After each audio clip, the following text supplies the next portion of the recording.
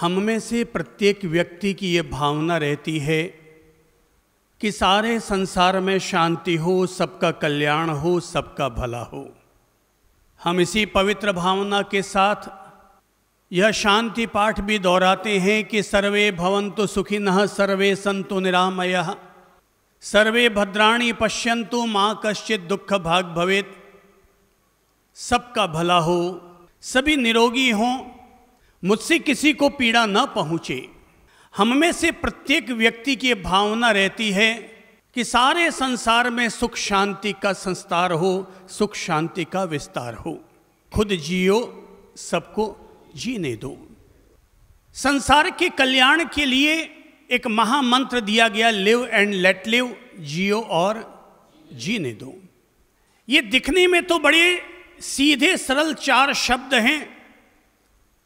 भगवान महावीर ने ये जो पवित्र शब्द दिए कि लिव एंड लेट लिव, जियो और जीने दो, ये दिखने में बिल्कुल सीधे सरल 4 शब्द हैं, लेकिन सीधे सरल 4 शब्दों में 4 वेदों का सार समाया हुआ है। जिसने यह एक मंत्र कि लिव एंड लेट लिव, इसको अगर अपने जीवन के साथ जोड़ लिया तो समझो उसने विश्व शांति का पाया स्थापित कर दिया। आज हम इस बात से रूबरू होंगे कि आखिर हमारे महापुरुषों ने धरती को कायम रखने के लिए, पृथ्वी ग्रह के कल्याण के लिए वो कौन से तरीके दिए, जिन तरीकों से मानव समाज का कल्याण हो, धरती का उत्थान हो, हमारे पर्यावरण की सुरक्षा हो, यह पृथ्वी ग्रह अनादिकाल तक चलता रहे। हम जरा गौर करें, हमारे इन्हीं हाथों में एक हथेली में अगर सृजन है तो दूसरी हथेली में हमारे विध्वंस छिपा हुआ है। एक हथेली से लोग नव निर्माण करते हैं तो दुनिया में कुछ लोग ऐसे हैं जो अपनी दूसरी हथेली से शैतानियत का काम करते हैं। मैं ये बात सब लोगों के दिलों में उतार देना चाहूँगा कि कुदरत तो हमें केवल एनर्जी देती है, शक्ति देती है, पर उस शक्ति का उपयोग कैसे किया जाए ये स्वयं इंसान पर निर्भर करता है। जैसे हमें भगवान ने हाथ दिया है, इन हाथों का उपयोग हम किसी को चांटा मारने के लिए करते हैं या किसी गिरते हुए इंसान को उठाने के लिए करते हैं, ये हम पर निर्भर करता है। अगर कुदरत ने हमें लकड़ी दी है तो लकड़ी से हम किसी बूढ़े आदमी के लिए लाठी का सहारा बनते हैं या किसी आदमी की पीठ पर प्रहार करके उसे नीचे गिराते हैं, ये हम पर निर्भर करता है। दोनों में एनर्जी एक ही काम आती है, लाठी का सहारा दो या लाठी को टिकाओ, दोनों में एनर्जी एक ही काम करती है। फर्क केवल इस बात का पड़ता है कि हमने अपनी एनर्जी का इस्तेमाल कैसा किया। तय है, सृजन करने में शक्ति लगती है, विध्वंस करने में शक्ति नहीं लगती, और अगर लगती है तो भी कम लगती है, पर सृजन करने में ज़्यादा शक्ति लगती है। दुनिया में बड़ा कौन, जो सृजन करे या जो विध्वंस करे? कौन बड़ा? जो सृजन करे, जो कुछ निर्माण कर रहा है, जो कुछ बना रहा है, जो दुनिया का कुछ भला कर रहा है, वो व्यक्ति बड़ा, बाकी के सब लोग छोटे। कहते हैं कभी इस बात को लेकर के विवाद चला था कि भगवान बड़े या शैतान। जब मुझसे ये सवाल पूछा गया कि भगवान बड़े या शैतान, तय है मैंने क्या जवाब दिया होगा? भगवान या शैतान? आपसे अगर पूछा जाए कि भगवान बड़े या शैतान, तो आप क्या जवाब देंगे? भगवान। तो मैंने भी बिना झिझक के झट से जवाब दे दिया कि दुनिया में भगवान और शैतान में से भगवान बड़े हैं। उसने पूछा कि अगर भगवान बड़े हैं तो फिर शैतान भगवान की रचनाओं पर भी हावी कैसे हो जाता है? मैंने उसे एक तर्क दिया। मैंने कहा एक बात बताओ, कोई व्यक्ति अगर एक मूर्ति बनाता है तो मूर्ति को बनाने में कितना समय लगता है? तो बोले साहब मूर्ति को बनाने में 2, 4, 5, 6 महीने तो लग ही जाते होंगे। खास तौर पर अगर एक पत्थर की मूर्ति बनानी हो तो 2, 4, 5, 6 महीने तो लग जाते हैं। आपका जो मंदिर बना हुआ है, उस मंदिर में जो भगवान की मूर्ति लगी हुई है, उसको बनाने में कितना टाइम लगा होगा? इतनी बड़ी मार्बल की मूर्ति लगी हुई है तो बनाने में 2, 4, 5, 6 महीने तो लगे ही लगे होंगे ना। पर उस मूर्ति को अगर तोड़ना हो तो कितना देर लगेगा?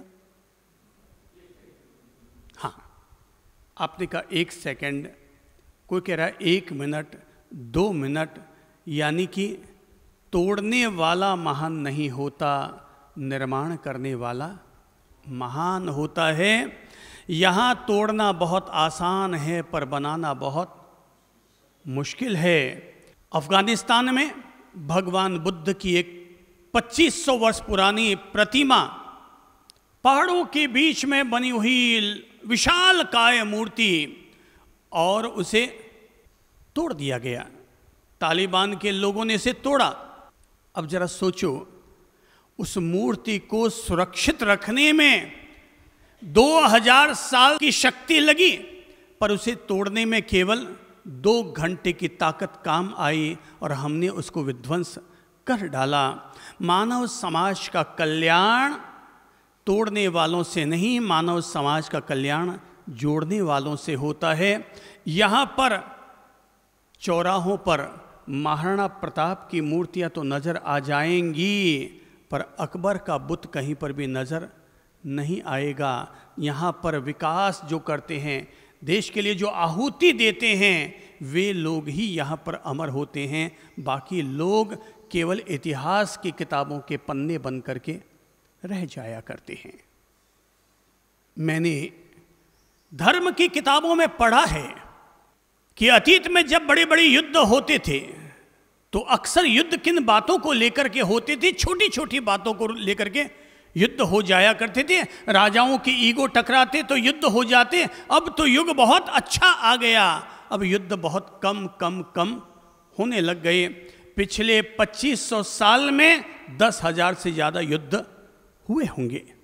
तो अब जरा देखिए कि पहले लोग किस किस बात के लिए युद्ध कर लेते थे।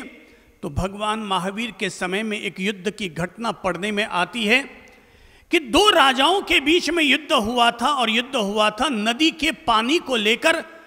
एक तरफ के राजा कहते थे कि इस पानी पर अधिकार मेरा है, और दूसरी तरफ के राजा कह रहे थे कि इस पानी पर अधिकार मेरा है। अब दोनों राजा युद्ध लड़ पड़े नदी के उस पानी के लिए। राजा लड़ पड़े, राजाओं की सेना लड़ पड़ी, गुत्थम गुत्था होने लगी कि तभी भगवान महावीर को पता चला कि लोग इस तरह से नदी के पानी के लिए लड़ रहे हैं। भगवान महावीर उस चलते हुए युद्ध के बीच में पहुंचते हैं और युद्ध रोकने का आदेश देते हैं, और दोनों राजाओं को अपने करीब बुलाकर केवल इतना ही कहते हैं कि ऐ राजाओं, तुम केवल मुझे एक बात बता दो कि तुम युद्ध किस चीज़ के लिए लड़ रहे हो? बोले पानी के लिए। बोले लड़ रहे हो पानी के लिए, और बहा क्या रहे हो? खून। मुझे केवल एक बात बता दो कि दुनिया में पानी ज़्यादा कीमती होता है या खून? राजाओं ने कहा भगवान, कीमती तो खून ही होता है। बोले तुम कैसे ना समझ लोग हो जो पानी के लिए अपना खून बहाने के लिए तैयार हो गए हो। अरे लड़ने की बजाय, नदी के पानी के लिए लड़ने की बजाय आधा तुम उपयोग करो और आधा इधर वाले देश वाले उपयोग करें। पानी न तुमने पैदा किया और न इसने पैदा किया। पानी बादल बरसाते हैं, पानी कुदरत पैदा करती है, और कुदरत के द्वारा पैदा की गई चीज़ों पर इंसान लड़ रहा है। यही तो इंसान की नासमझी है। महावीर ने, बुद्ध ने तब भी मानव समाज को शांतिपूर्वक जीने की प्रेरणा दी, और आज भी हमारे लिए वही शांतिपूर्वक जीवन जीने की प्रेरणा लेने की ज़रूरत है। मैं समझता हूँ जिस युग में अपन जी रहे हैं, जितना मैंने इतिहास को समझा और पढ़ा है, उसके आधार पर मैं यही कहूँगा, इतना अच्छा युग आज तक पहले कभी नहीं आया। आज की तारीख में आपको याद ही नहीं होगा कि निकट में आपने कोई बहुत बड़ा युद्ध सुना हो। हाँ, आतंक का निरसन करने के लिए अमेरिका ने अफगानिस्तान पर आक्रमण जरूर किया होगा, पर पहले जो एक नगर दूसरे नगर से लड़ पड़ता था, एक राजा दूसरे राजा से लड़ पड़ते थे, अब ऐसे कोई लड़ाइयाँ देखने को नहीं मिलती है। अब जैसे मान लो कि अभी अगर राजस्थान में राजनीति में अगर द्वंद्व चल रहा है, तो उस द्वंद्व से, उस उठा पटक से न तो जान माल की क्षति हुई, न जन धन की हानि हुई, वो लड़ रहे हैं, वो आपस में विचारों का असंतुलन है, इस कारण उनमें विवाद हो गया होगा। पर आम तौर पर जान माल की हानि पिछले 50 सालों में नहीं हुई, और नहीं हुई इसलिए दुनिया ने तरक्की की है। औरों की छोड़ दो, किसी घर और परिवार में भी अगर लोग लड़ना बंद कर दें तो वहाँ विकास होगा कि नुकसान होगा? विकास होगा। भाई भाई अगर लड़ेंगे तो उनका भी नुकसान होगा, और भाई भाई अगर शांति और प्रेम से रहेंगे तो उनका भी विकास होगा। कहते हैं ना कि घर अगर अलग अलग हो जाए तो नमक भी महंगा पड़ता है, और सब्जी अगर साथ बने तो नमक भी सस्ता पड़ता है। तो इसका मतलब ये हुआ कि झगड़ा तो हमेशा आदमी को एक दूसरे से दूर ही करता है।